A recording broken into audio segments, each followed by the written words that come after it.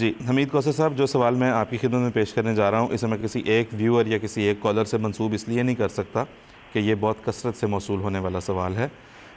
بہت سے ناظرین ہمارے یہ جاننا چاہتے ہیں، خاص طور پہ ہمارے جو نان احمدی ناظرین ہیں، کہ کیا احمدی حضرات مرزا صاحب علیہ السلام کو خلفائے راشدین اور صحابہ رسول صلی اللہ علیہ وسلم سے بلند تر درجہ دیتے ہیں، اور اگر دیتے ہیں تو کیوں؟ جناب حمید کوثر صاحب۔ اس کے جواب میں عرض یہ ہے کہ یہ ایک اختلافی سا موضوع بن گیا ہمارے اور ہمارے بعض مسلمان بھائیوں کے درمیان۔ تو جب کوئی اختلافی موضوع بن جائے تو اس تعلق سے اللہ تعالیٰ نے ہماری یہ رہنمائی فرمائی ہے، فَإِن تَنَازَعْتُمْ فِي شَيْءٍ فَرُدُّوهُ إِلَى اللَّهِ وَالرَّسُولِ إِن كُنتُمْ تُؤْمِنُونَ بِاللَّهِ وَالْيَوْمِ الْآخِرِ ذَلِكَ خَيْرٌ وَأَحْسَنُ تَأْوِيلًا۔ اگر تم کسی معاملہ میں آپس میں اختلاف کرو تو ایسے معاملے اللہ اور رسول کی طرف لوٹا دیا کرو۔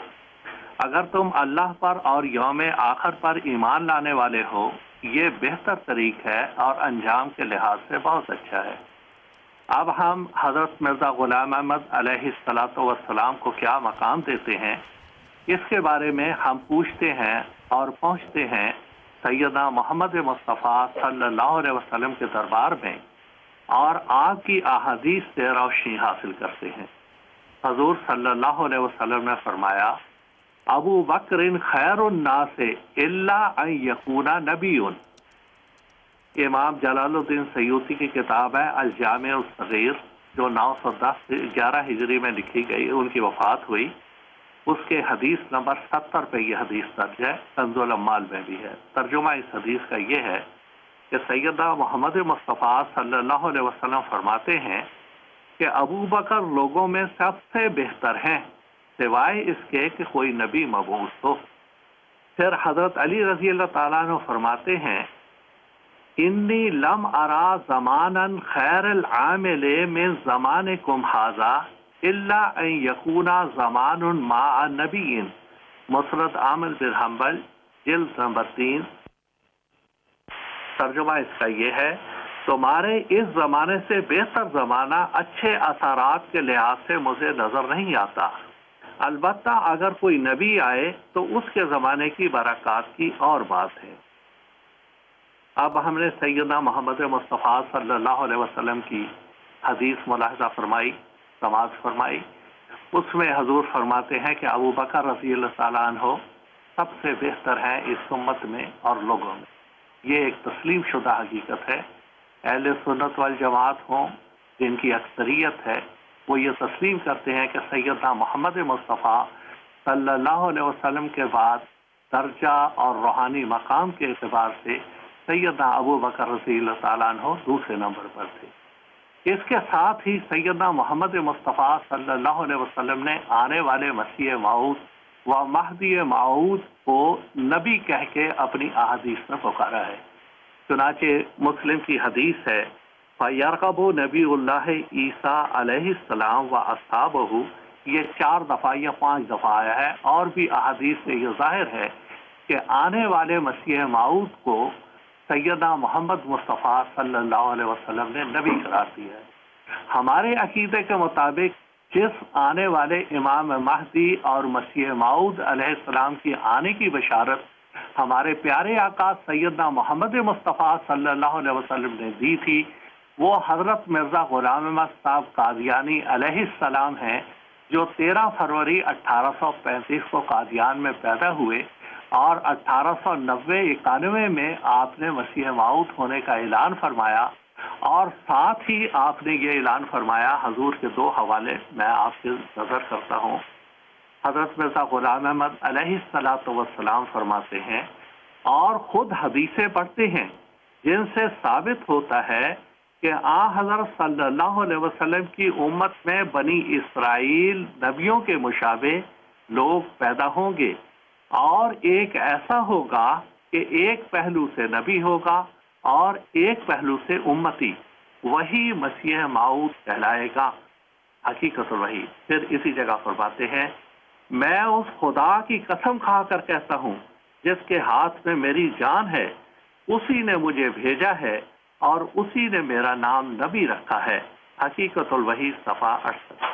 अब इससे ये साबित हुआ कि रसूल करीम सल्लल्लाहु अलैहि वसल्लम ने आने वाले मसीह माऊद अलैहिस्सलाम को नबी करार दिया। ये भी फरमाया था कि अगर नबी कोई आएगा वो सारों से बेहतर होगा। अब आने वाले ने हमारे अकीदे के मुताबिक सैयदना हजरत मसीह माऊद अलैहिस्सलाम ने अल्लाह ताला से हुक्म पाकर मसीह माऊद होने का ऐलान फरमाया और साथ अपने ज़िल्ली नबी होने का ऐलान फरमाया। अब इससे ये वाज़ेह है कि आपका मकाम जो है वो सैयदना मोहम्मद मुस्तफ़ा सल्लल्लाहु अलैहि वसल्लम के बाद दूसरा मकाम उम्मत मोहम्मदिया में है, और ये होना ही था क्योंकि सूरह जुमा में अल्लाह ताला ने व आखरीन मिनहुम लम्मा यलहकू की जहाँ बात कही, अहादीस में सैयदना मोहम्मद मुस्तफ़ा सल्लल्लाहु अलैहि वसल्लम का यह कौल मरवी है कि आपने सलमान फारसी रज़ी अल्लाह ताला अन्हु के कंधे पर हाथ रख के फरमाया था कि लौ कान ली मारो इंदरसरैया लनालहु रजुलन और रिजालुन मिन हाउलाई। आप इमाम महदी अलैहिस्सलाम के बारे में फरमा रहे थे कि वो सलमान फारसी रज़ी अल्लाह ताला अन्हु की कौम में से होगा और इस शाप में से होगा। अब जो आने वाले हैं इमाम महदी अलैहिस्सलाम मसीह माऊद अलैहिस्सलाम, वो सैयदना मोहम्मद मुस्तफ़ा सल्लल्लाहु अलैहि वसल्लम की बेसत सानिया के मज़हर अतम में बरूज़ कामिल हैं, लिहाजा उनका मकाम सैयदना मोहम्मद मुस्तफ़ा सल्लल्लाहु अलैहि वसल्लम के बाद उम्मत मोहम्मदिया में दूसरा मकाम होगा। ये सैयदना मोहम्मद मुस्तफ़ा सल्लल्लाहु अलैहि वसल्लम ने ही हमें बताया है, हम अपनी तरफ से ये कोई बात नहीं कर रहे हैं। फिर एक ज़िमनी बात अर्ज़ ये भी है कि हमारे जितने वो भाई जो जमात अहमदिया में शामिल नहीं हैं, वो सारे के सारे इस बात का अकीदा रखते हैं कि सैयदना ईसा मसीह अलैहिस्सलाम जो तकरीबन 2000 साल पहले बैतुल्लाह फ़लस्तीन में पैदा हुए, वो आसमान पर जिंदा मौजूद हैं और आखिरी ज़माने में आएंगे। अब जब आखिरी ज़माने में वो अकीदा रखते हैं आएंगे, तो वही ये बता सकते हैं कि वो उनका मकाम और मर्तबा क्या होगा। क्या वो सारे बुजुर्गान उम्मत से आला नहीं होंगे? क्या वो खुलवा से आला मकाम नहीं रखेंगे इस वजह से कि वो नबी हैं? ये सवाल यहाँ मिर्ज़ा ग़ुलाम अहमद अलैहिस्सलाम की ज़ात का नहीं है। अगर कोई और भी इस जगह जो ज़माने का तकाजा था उसके मुताबिक आया होता तो उसको यही मकाम मिलना था। ये अलग बात है कि अल्लाह ताला ने सैयदना हज़रत मिर्ज़ा ग़ुलाम अहमद अलैहिस्सलाम को इस मनसब के लिए अपने फजल और करम से चुना। चुनाचे हज़रत मिर्ज़ा ग़ुलाम अहमद साहब फरमाते हैं, वक्त था वक्त मसीहा ना किसी और का वक्त, मैं ना आता तो कोई और ही आया होता। ये सरासर फजलो ऐसा है कि मैं आया पसंद, वरना दरगाह में तेरी कुछ कम न थे खिदमत गुजार। अल्लाह ताला बेहतर जानता है, अल्लाह आलम है तो यजअल रिसालतहु, अल्लाह सबसे बेहतर जानता है कि अपनी रिसालत का इंतखाब कहाँ से करे। अब जब उसने इंतखाब किया तो सैयदना मोहम्मद मुस्तफ़ा सल्लल्लाहु अलैहि वसल्लम के फैसले के मुताबिक उसको आप सल्लल्लाहु अलैहि वसल्लम के बाद दूसरा मकाम हासिल होना था।